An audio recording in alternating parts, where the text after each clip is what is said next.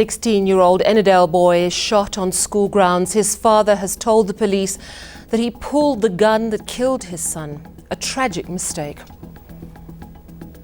The Public Servants Association threatens a government shutdown on Monday if their wage demand is not met.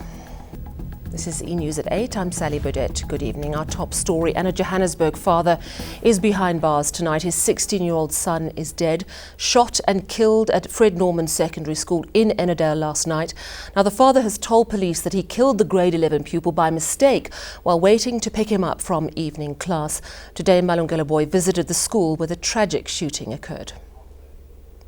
Some of the trophies Luyanda Chabalala received at school. Proof that the 16-year-old was a star pupil and an aspiring chartered accountant. But he died on his way to hospital after allegedly being shot by his father.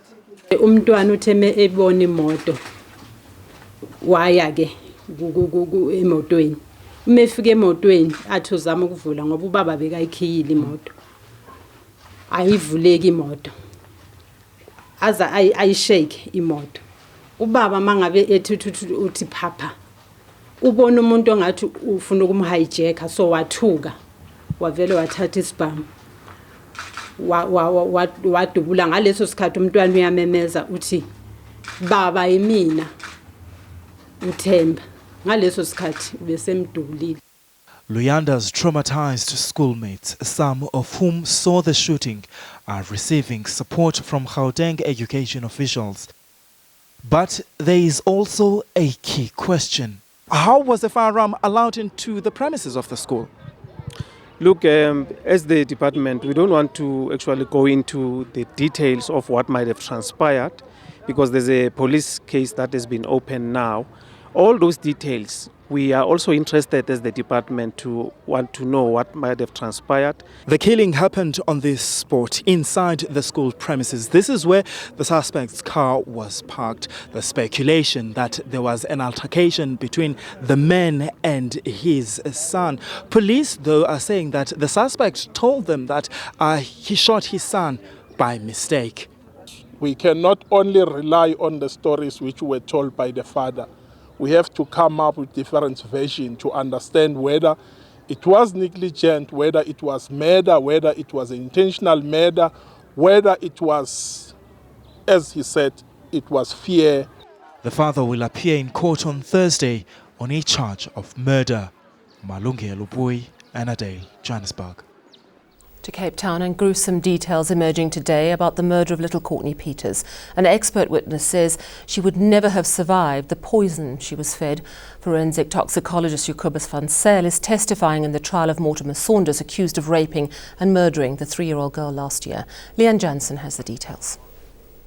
Jacobus van Zyl testified how he found carbaryl, a type of pesticide, in Courtney Peters' stomach, blood and bile.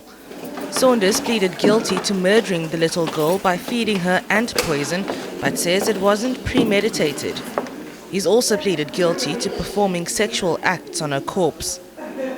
Van Zyl says 0.5 milligrams of carbaryl would be a lethal dose for adults. He'd found 0.8 milligrams in Courtney's system.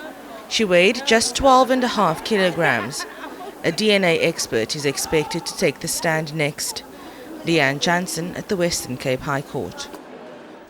The Public Servants Association is threatening a nationwide strike on Monday. They represent a large proportion, but not all, government workers. Other unions linked to COSATU have already agreed a 3-year wage deal. But the PSA says that offer is a farce. The minister says a strike would be a complete violation of the bargaining process. Erin Bates has the story. The PSA represents an estimated 230,000 to 250,000 members. It's planning a countrywide strike on Monday over government's wage offer to public servants. We are expecting disruption. We are expecting to close down all the border gates of this country. We are expecting our former president to stay put. Nobody's going to prosecute him anytime soon because we are withdrawing all our prosecutors from prosecuting anybody in this country. We are closing down the Department of Water Affairs where we have the major. So our disruption is going to hit where it matters the most. The PSA rejects government's offer, which includes an increase of 6 to 7% this year and varying increases over the next 2 years. The union was involved in months-long collective bargaining, but insists that process is a farce. It says those who've signed are sellout unions. Minister of Public Services Ayanda Dlodlo was also in the firing line. The arrogance of this minister has angered public servants, not only PSA members, but public servants. And the 3-year deal, which we cannot accept. And for her to come down a little bit from a throne to understand what the workers are feeling. In a statement, Dlodlo says the planned strike action is unprocedural and it is in complete violation of the bargaining processes. And if the minister, and this is for her, if she believes that this strike that the PSA is about to embark on, it's illegal, let her take us to court and let's see the outcome. If the National Health Education and Allied Workers Union signs the deal, it will become binding on the PSA too. No strike action could take place then. COSATU and its affiliates are set to update the public on Friday. Erin Bates, Pretoria. Just serious concerns about our healthcare system. This week, the Health Ombudsman is inspecting facilities in the Eastern Cape. Over the weekend, Professor Malachapura Makgoba raised concerns about the Tower Psychiatric Hospital in Fort Beaufort. He said he was worried another Life Esidimeni tragedy could play out there.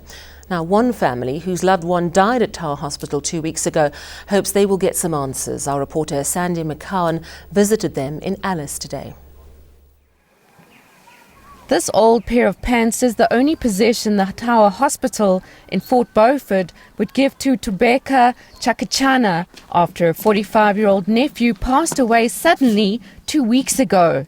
He had complained of stomach cramps. Siye safumana ingxelo yokuba usango utye i-chicken livers ezi-expirishileyo. Sixelelwe ngumphathi wakhona. Wasixelela nexesha atye ngalo. Simqalile isisu ngexeshana elifutshane. Bangene kwi-breakfast ngo-8. 8:30 samqala isisu. Emveni koba etyile. Ngo-9 wabe seswelekile bengakhange bamse kwagqirha. Gqirha wakhe ufike seswelekile.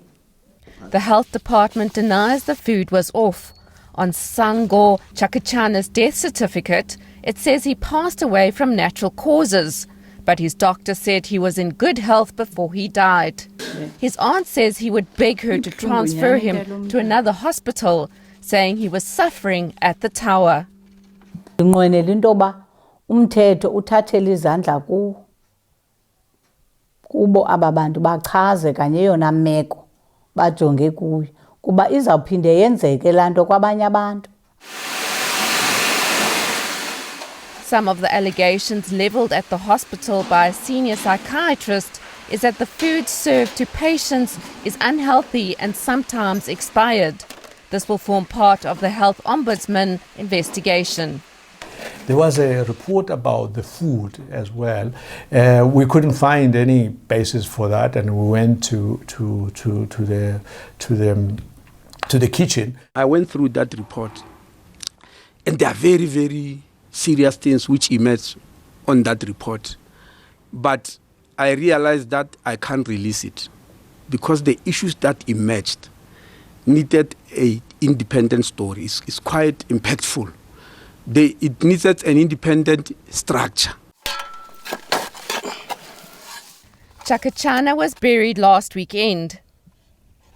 His family says they're angry at how the hospital mistreated their loved one, who suffered from mental illness since the age of 18 years old. Sandy McCowan, Alice.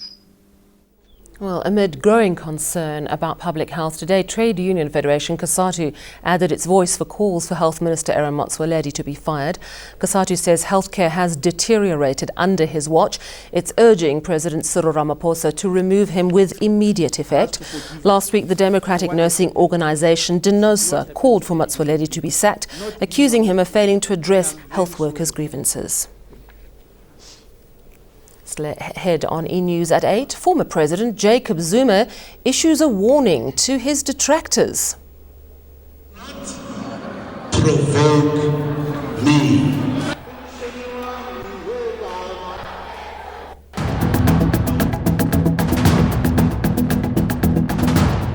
Don't provoke me. That's the message today from former President Jacob Zuma. He was speaking in Durban at a free education gathering organised by COSAS, the Congress of South African Students. Now on Friday, he's due to make his second court appearance on corruption charges. Zuma, who was delivering the keynote address this afternoon for COSAS, hit out at his critics in other organisations. There are people who like to talk about me, who are provoking me. And I've been keeping quiet when I was the president of the country in respect to them. And not that I don't have anything to say. I'm now not having responsibility of a president. And I want to warn them, they must keep quiet, they must discuss their organization, not me.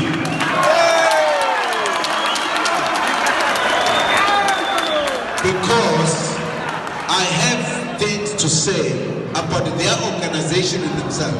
I don't want to do so because I think I know why I'm part of the struggle, why I'm part of the leadership. They must not provoke me.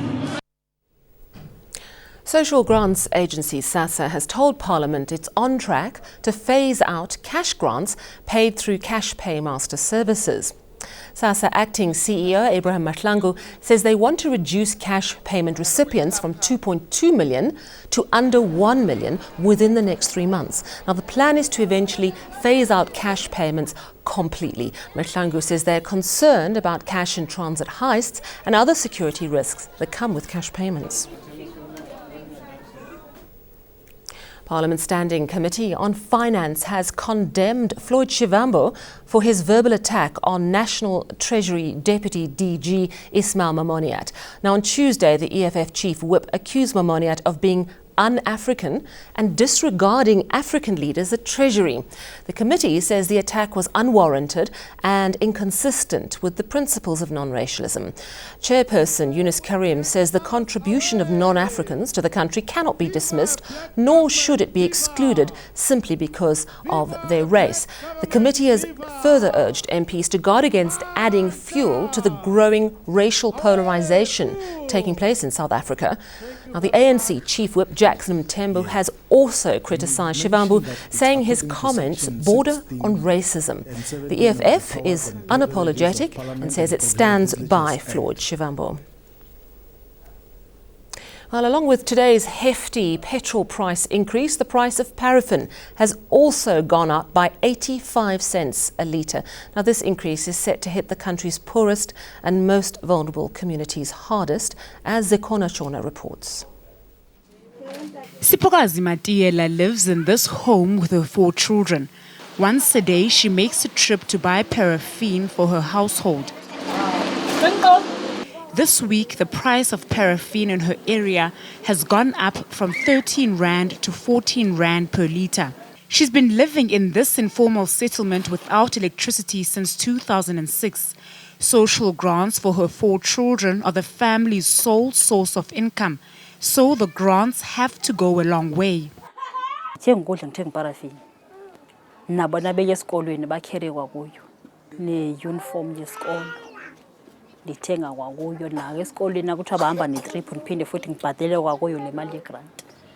Matiela says with prices generally having climbed already this year, life has been getting tougher.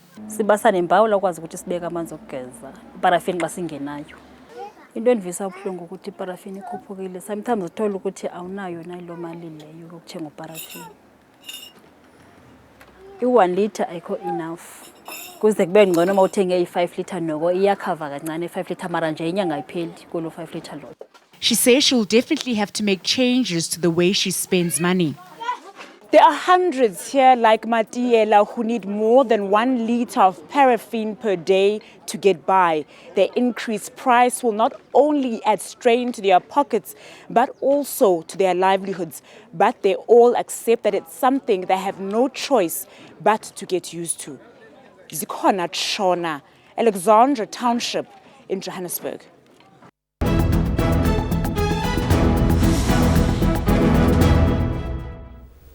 Recapping your top stories this evening, a 16-year-old Ennerdale boy is shot on school grounds. His father has told police he pulled the gun that killed his son. A tragic mistake. The Public Servants Association threatens a government shutdown on Monday if their 12% wage demand is not met. And finally, former Rivonia trialist Andrew Mlangeni is celebrating his 93rd birthday tonight at a very special party in Sandton. A remarkable man who's lived a life of integrity and courage. He had some rather unexpected advice for married couples.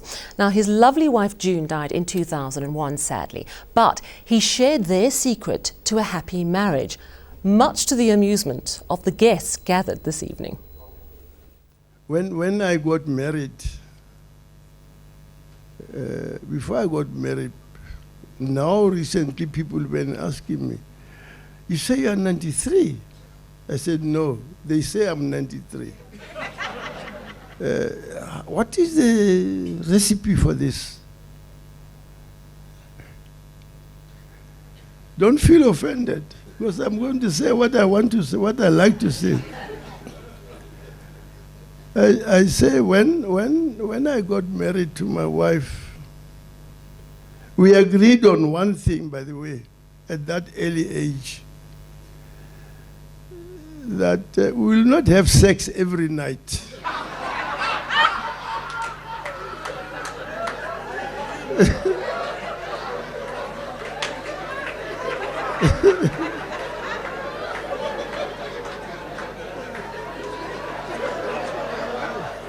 All it. We agreed on that 3 times a week, we said was sufficient. And that's your news this evening. Take care. Good night.